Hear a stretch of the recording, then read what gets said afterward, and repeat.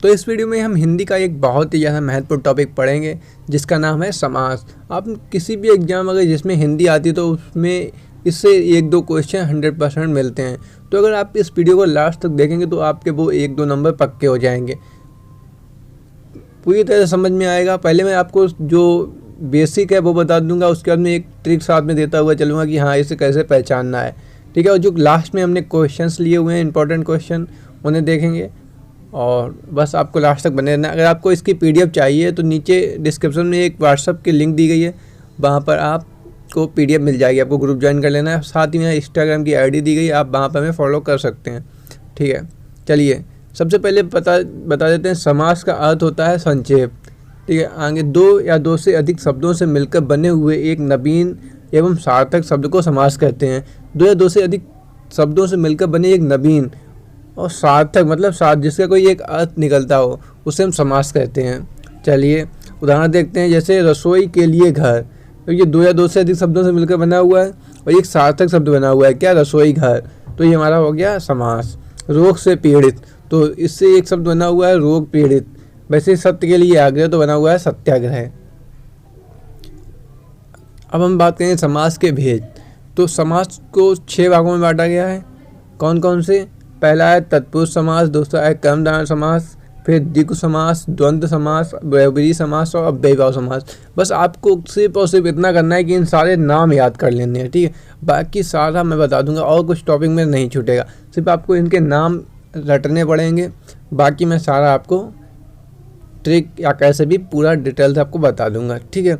जो पहला समास है उसे फिर से 6 भागों में बांटा गया है, लेकिन वो किसी भी एग्ज़ाम में पूछता नहीं है। बहुत कम एग्जाम्स हैं जिनमें पूछता है, तो उस पर ज़्यादा आपको ध्यान नहीं देना, लेकिन वो भी बहुत आसान है, हम बता देते हैं। देखो कुछ भी नहीं है, सिर्फ यही आपको तत्पुरुष समास को पढ़ लेना एक बार अच्छे से, बाकी सारे ऐसे ही निकल जाएंगे। मैं आपको ट्रिक देते हुए चलूँगा। चलिए तत्पुरुष समास देखते हैं। इस समास में दूसरा पद प्रधान होता है तथा निम्न 6 कारक चिन्हों में प्रयोग किया जाता है, ठीक। देखो दरअसल होता क्या है, जो तत्पुरुष समास है इसके 6 भाग हैं। जैसे अगर यहाँ पर एक उदाहरण दिया गया है माखन चोर, तो माखन को चुराने वाला। आप लोगों ने कारक चिन्ह पढ़े होंगे। कारक चिन्ह क्या होते हैं? कर्ता का कारक चिन्ह होता है कर्ता ने, कर्म को, संपादन के लिए, ये सारे कारक चिन्ह होते हैं। अपादान से, संबंध काकी के, नानी ने, ठीक है। अधिकरण का होता है में, पे, पर। तो कारक चिन्ह आप लोग, जिन लोगों को कारक चिन्ह याद है उनके लिए कोई दिक्कत नहीं। वैसे कारक चिन्ह आपको पता होना चाहिए अगर आप किसी भी कॉम्पिटिशन एग्जाम की तैयारी कर रहे हैं तो, ठीक है। अगर कारक चिन्ह बताएं तो आपके लिए थोड़ा ज़्यादा आसान हो जाएगा। अब देखिए जैसे यहाँ पर दिया गया है माखन चोर, तो माखन को चुराने वाला, तो यहाँ पे एक बीच में कारक चिन्ह आ रहा है को। वैसे ही यहाँ पे देख रहे होंगे राष्ट्रपति, तो राष्ट्र का पति, तो यहाँ पर का। और ग्रह प्रवेश, तो ग्रह में प्रवेश। तो ये देखो तीनों यहाँ पे आपको कारक चिन्ह दिख रहे होंगे, को, का, में, ठीक है। तो आपको ये देखना है जब भी कोई शब्द दिया गया हो, जैसे दिया गया राष्ट्रपति, तो आपको इसे डिटेल में मतलब इसको तोड़ना है राष्ट्र का पति। अब आपको यहाँ पे कारक चिन्ह दिखाई पड़ रहा है तो तुम्हें पता चल जाएगा कि हाँ ये तत्पुरुष समास है। वैसे ही गृह प्रवेश, गृह में प्रवेश, यही तो ऐसे तो तोड़ेंगे इसे, तुम्हें तुरंत पता चल जाएगा कि हाँ यहाँ पे तत्पुरुष समास है। लेकिन देखो इतना ही पूछता है ज़्यादातर एग्जाम में, लेकिन हम बता देते हैं क्योंकि आप लोग यहाँ पर आए हुए हैं तो हम आपको पूरा बता देते हैं। अब देखो अगर आपको कारक चिन्ह पता है तो आपको पता होना चाहिए को कारक चिन्ह किसका होता है, तो को होता है कर्म का कारक चिन्ह। तो हमें सिर्फ सीधे कर देना है कि हाँ माखन चोर में कर्म तत्पुरुष समास है। वैसे अगर ऑप्शन में बहुत कम चांस है कि ऐसे लिखा हो कर्म तत्पुरुष समास, संपादन तत्पुरुष समास, संबंध नहीं, सिर्फ तत्पुरुष समास होगा, ठीक है। तो आपको सीधे वही लगा देना है। अगर इस तरह से आते भी हैं तो कोई दिक्कत नहीं, कारक चिन्ह याद कर लो। माखन चोर है तो माखन को चाहने वाला है, यहाँ पे कारक चिन्ह को आ रहा है तो हमें पता होगा कर्म का कारक चिन्ह को होता है, तो हम कह देंगे कर्म तत्पुरुष समास है। वैसे राष्ट्रपति अगर शब्द आ जाए आपके सामने एग्जाम में तो आप उसे तोड़ेंगे, क्या आएगा, राष्ट्र का पति। तो आपको पता होना चाहिए का किसका कारक चिन्ह होता है, तो का होता है संबंध का। संबंध का कारक चिन्ह क्या होता है, संबंध कारक का काकी के, तो इसका तो हम कहेंगे कि यहाँ पर संबंध तत्पुरुष है। वैसे ही यहाँ पर दिया है ग्रह में प्रवेश, ग्रह प्रवेश अगर आ जाए तो हम तोड़ेंगे तो आएगा ग्रह में प्रवेश। तो हमें पता होना चाहिए में अधिकरण का कारक चिन्ह होता है, ठीक है, तो हम सीधे कर देंगे कि हाँ इसमें एक अधिकरण तत्पुरुष समास है। वैसे इतना डीप कभी आता नहीं है, लेकिन मैंने बता दिया। तो मेन जो है आपको इससे समझना होगा, ठीक है। और आपको कोई डाउट रह रहा है तो आप कमेंट करके पूछ सकते हैं, या ग्रुप ज्वाइन करें, वहाँ पे मैं आपके सारे क्वेश्चन का आंसर दे दूंगा, और हो सके तो उसमें शॉर्ट में टॉपिक का वीडियो बना दूंगा।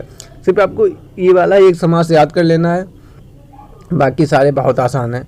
और इसका भी है कि हमें कारक चिन्ह पता हो, सीधे हम बता देंगे तत्पुरुष समास है इसमें। चलिए अब आते हैं अगला समास, हमारा है कर्मधारय समास। जो ये भाषा लिखी है वो हम एक बार पढ़ के बता देते हैं, लेकिन पहचानना कैसे है वो मैं आपको अलग से बताऊंगा। जिस समास को कर्मधारय समास, जिस समास का पूर्व पद विशेषण तथा उत्तर पद विशेष हो उसे कर्मधारय समास कहते हैं। क्वेश्चन कैसे आता है, जैसे वहाँ पर लिखा जाएगा चंद्रमुखी, तो हम इसे अब तोड़ेंगे तो आएगा चंद्र के समान मुख वाली।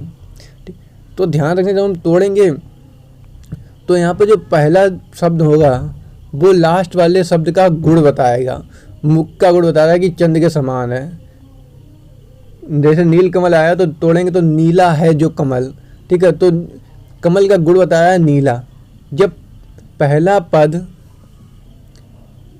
पद लास्ट वाले पद का गुण बताए तो हम सीधे कह देंगे कर्मधारय समास है। बहुत आसान है, कुछ भी नहीं है। लास्ट में भी हम नीचे क्वेश्चंस देखेंगे तो सब कुछ समझ में आ जाएगा।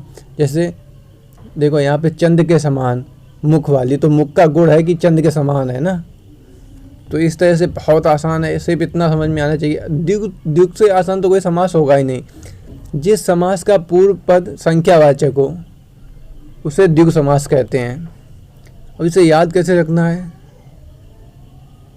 अब देखो संख्यावाचक मतलब द्विगु और द्वंद्व में आपको कन्फ्यूजन होगा, तो उसको मैं दूर कर देता हूँ। द्विगु आप देख लेंगे तो द्वा बोलते हैं, दो, संख्या दो को द्वा लिखते हैं, तो द्वा की तरह ये बना हुआ है, ठीक है। तो हम इससे याद कर लें कि हाँ दो एक संख्या है और संख्यावाचक हो, संख्यावाचक अगर कोई चीज़ है तो द्विगु में आएगी, ठीक है। द्वंद्व में क्या है, द्वंद्व को कैसे लिखते हैं, द्वंद्व।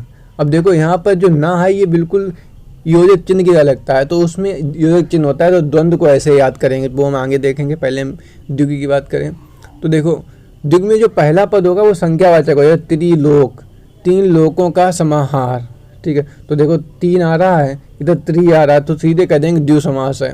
वैसे यहाँ पर है चतुर्भुज, ठीक है, तो चार भुजाओं का समूह। देखो चतुर आ रहा है तो चतुर मतलब चार, तो ऐसे याद कर लेंगे। संख्या आ जाए तो हम कह देंगे द्विगु है। वैसे ही बात करें त्रिभुज, तो तीन भुजाओं का समूह, तो वो जाएगा यहाँ पे त्रि आ रहा है, तो संख्या देखो तीनों में यहाँ पे संख्या, कोई भी उदाहरण होगा इसका उसमें सब में संख्या ही होगी, त्रि, चतुर, त्रि, पंच, ठीक है, तो दशानन। चलिए अब आते हैं द्वंद्व पे। द्वंद्व पहचानना बहुत ही ज़्यादा आसान है। जिस समास का पूर्व पद तथा उत्तर पद दोनों ही पद प्रधान हो और दोनों के मध्य में संयोजक शब्द और का लोप हो, वहाँ पर द्वंद्व समास होता है। और इसका शॉर्टकट क्या है, जो शब्द दिए गए होंगे वे एक दूसरे के विपरीत से लगेंगे और बीच में एक योजक चिन्ह दिया गया होगा। योजक चिन्ह नहीं है तब भी हम, जैसे एकाएक, ठीक है, एक और अनेक, उसका हो जाएगा। चलिए जैसे यहाँ पर दिया गया है राजा रानी, तो देखो राजा का विरोधी शब्द लग रहा है रानी, सुख दुख, दुख का विरोधी सुख लग रहा है। वैसे ही माता पिता, माता का विरोधी पिता लग रहा है, भाई बहन, भाई का विरोधी बहन लग रहा है, तो यहाँ पे द्वंद्व होगा, कोई डाउट नहीं है इसमें, बहुत ही आसान है। उम्मीद करते हैं द्विगु और द्वंद्व में तो आपको कोई डाउट रह नहीं गया होगा। चलिए अब आते हैं बहुव्रीहि समास। बहुव्रीहि समास बहुत ही आसान है। इसमें क्या होगा, ना पहला पद प्रधान होगा ना दूसरा, मतलब जो शब्द दिया गया तो उसे हम विस्तृत करेंगे, मतलब तोड़ेंगे तो वो तीसरे शब्द की ओर इशारा करेगा। जैसे लंबोदर, लंबा है उधर दिश का, अर्थात, अर्थात शब्द का युग जैसे श्री गणेश। वैसे ही जैसे यहाँ पे दिया गया पीताम्बर, ठीक है, तो पीला है अंबर, जिसका अंबर मतलब वस्त्र, अर्थात। अब अर्थात के बाद जो शब्द आ रहा है ये है मुख्य शब्द, ठीक है, प्रधान शब्द ये है। लेकिन जो लंबोदर है, ना लंब की बात हो रही ना उदर की बात हो रही, लंबा उदर मतलब लंबा की बात हो रही ना उदर की बात हो रही, बात किसकी हो रही है, श्री गणेश की। जैसे पीताम्बर, ना पीले की बात हो रही ना अंबर की बात हो रही, बात किसकी हो रही, श्री कृष्ण की। तो यहाँ पर ना मतलब अर्थ तीसरे पे जाए वहाँ पे हमेशा बहुब्रीहि समास होता है। और ये शब्द लग रहा है, ये ऐसा लग रहा है जैसे पूजनीय शब्द हो कोई, ठीक है, बहुब्रीहि। तो इससे हम ज़्यादातर इसमें जो भी उदाहरण हैं वो सारे भगवान के नाम पर ही आते हैं, ज़्यादातर का ऐसा है। तो आप इससे भी इसे याद कर सकते हैं। चलिए अगला हमारा लास्ट है अव्ययीभाव समास। अब अव्ययीभाव समास में हमने लोगों ने पढ़ा है उपसर्ग प्रत्यय, पढ़े हुए ना उपसर्ग प्रत्यय। पिछला वीडियो जो है इससे पहले वाला वो उपसर्ग प्रत्यय का ही है। अब जिन शब्दों में उपसर्ग लगा हो, क्या उपसर्ग लगा हो, वहाँ पर 90% हमारा अव्ययीभाव समास होता है, ठीक है। चलिए जिस समास का पूर्व पद प्रधान हो वहाँ अव्ययीभाव समास होता है। जैसे प्रति हमारा उपसर्ग है, यथा उपसर्ग है, नि उपसर्ग है, प्रति उपसर्ग है। अब देखो, ठीक है, तो इससे बहुत आसानी से याद हो जाएगा। आपको क्या करना है, जहाँ पे हमें पता चल जाए कि हाँ उपसर्ग लगा हुआ है यहाँ पर, ठीक है, वहाँ पर हम सीधे कर देंगे अव्ययीभाव समास है।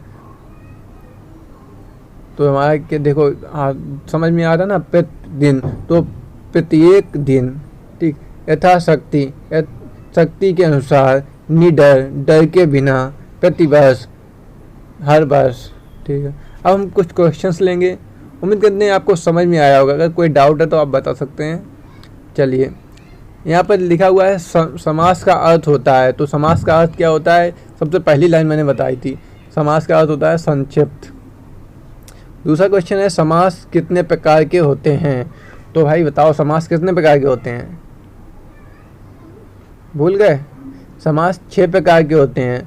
और पूछा जाए तत्पुरुष समास कितने प्रकार का होता है, तो वो भी 6 प्रकार का होता है, लेकिन हमें उसे पढ़ना नहीं है, ठीक है। हमसे हमें तत्पुरुष समास पढ़ना है, उसके बारे में डीप पे बहुत ही कम आता है। अगला है गंगा जल में कौन सा समास है। तो इसमें द्विगु समास होगा, नहीं होगा, क्यों, क्योंकि द्विगु समास में क्या होता है, संख्या आनी चाहिए पहले, यहाँ पर संख्या नहीं आ रही। द्वंद्व में बीच में योजक चिन्ह आना चाहिए और एक दूसरे का विरोधी होना चाहिए, तो ये भी नहीं है। अब बात करें बहुब्रीहि, तो बहुब्रीहि नहीं होगा, क्यों, क्योंकि इसमें ना पहला शब्द का प्रधान होता है ना दूसरा, वो यहाँ तक भगवान के नाम पे जाता है। ये गंगा जल है तो ये कोई भगवान का नाम तो नहीं है, ठीक है। गंगा का जल है ना, तो यहाँ पे कारक चिन्ह आ रहा है का, तो यहाँ पर तत्पुरुष समास होगा। अब कौन सा तत्पुरुष होगा, तो हमें कारक चिन्ह याद है क्या, कर्ता ने कर्म को कर्ण से संप्रदान के लिए अपादान से संबंध का की के, तो संबंध तत्पुरुष समास होगा। लेकिन पूछता हमेशा ऐसे ही, ये संबंध तत्पुरुष, ये बहुत ही डीप इतना नहीं पूछता, लेकिन कोई कठिन नहीं है ऐसा भी, ठीक है। अगला है दशानन, तो इसमें कौन सा समास होगा, तत्पुरुष, बिल्कुल नहीं होगा। देखो यहाँ पे दशानन में 10 दिख रहा है आगे, और जिसमें संख्या होती है वो कौन सा समास होता है, द्वंद्व, बिल्कुल नहीं, वो होता है द्विगु समास। द्वंद्व में बीच में योजक चिन्ह होगा और पहला शब्द दूसरे शब्द का विलोम होगा, ठीक है। तो इसका ऑप्शन हो जाएगा कोई नहीं, ऑप्शन नंबर डी। चलिए अगला है पीताम्बर, इसमें कौन सा समास होगा, द्विगु समास होगा, कोई कहने की बात, बिल्कुल नहीं होगा। द्विगु में होती है संख्या, ठीक है। बहुब्रीहि, हाँ बहुब्रीहि होगा, क्यों, क्योंकि ना तो इसमें पहला पद प्रधान होता है ना दूसरा। पीला है अंबर जिसका, अर्थात श्री कृष्ण, तो ऑप्शन नंबर हमारा बी हो जाएगा सही, ठीक है। तत्पुरुष में क्या होता है, बीच में कारक चिन्ह होंगे, द्वंद्व में बीच में योजक होता है। कोई डाउट तो नहीं है, यहाँ तक होना भी नहीं चाहिए। चलिए अब पूछा जा रहा है निम्न में से किस शब्द में द्वंद्व समास है। तो नीलकमल में द्वंद्व समास है, कोई कहने की बात है, बिल्कुल भी नहीं। इसमें कौन सा है, कर्मधारय समास। देखो नीला गुड़ है किसका, कमल का, तो ये गुड़ बता रहा है, पहला वाला सब दूसरे का गुड़ बता रहा है, तो यहाँ पर कर्मधारय समास हो जाएगा। लंबोदर, लंबा है उदर जिसका, अर्थात श्री गणेश, तो यहाँ पे कौन सा समास होगा, बहुब्रीहि समास, बहुत ही बढ़िया। अब आया माता पिता, अब जो बीच में योजक चिन्ह आ रहा है और पहला शब्द दूसरे का विलोम लग रहा है, ठीक है, तो माता पिता यही होगा द्वंद्व समास, ठीक है। कोई डाउट तो नहीं रहा, ठीक है, ऑप्शन नंबर सी हो जाएगा। अगला है 7वां, निम्नलिखित में से द्विगु समास है। तो द्विगु समास की पहचान क्या होती है, बीच में योजक चिन्ह होता है, बिल्कुल गलत। द्विगु समास में पहले जो पद होगा वो संख्यावाचक होगा, तो यहाँ पे पंचभुज, तो 5 आ रहा है, संख्या आ रही है, त्रिलोक संख्या आ रही है, चौराहा लो इसमें भी संख्या है, तो ऑप्शन हमारा हो जाएगा डी। अगला है नीलकमल में समास है, तो हमने बताया था यह पहला पद दूसरे पद का गुण बताए, तो वहाँ पर कौन सा समास होता है, कर्मधारय समास, तो ऑप्शन नंबर ए हो जाएगा। द्वंद्व में क्या होता है, योजक चिन्ह होता है, और तत्पुरुष में क्या होता है, कारक चिन्ह होता है। तो और क्वेश्चन है नहीं है। उम्मीद करते हैं आपको वीडियो पसंद आया होगा, जल्दी से सब्सक्राइब कर लो, बहुत ही जल्द नए वीडियो आएंगे, आप लोगों को उसके लिए तैयार रहना है। अगर जो कोई भी डाउट हो तो आप व्हाट्सएप ग्रुप पर कर सकते हैं। ठीक है, आप चाहें तो हमें इंस्टा फॉलो कर सकते हैं। जय हिंद।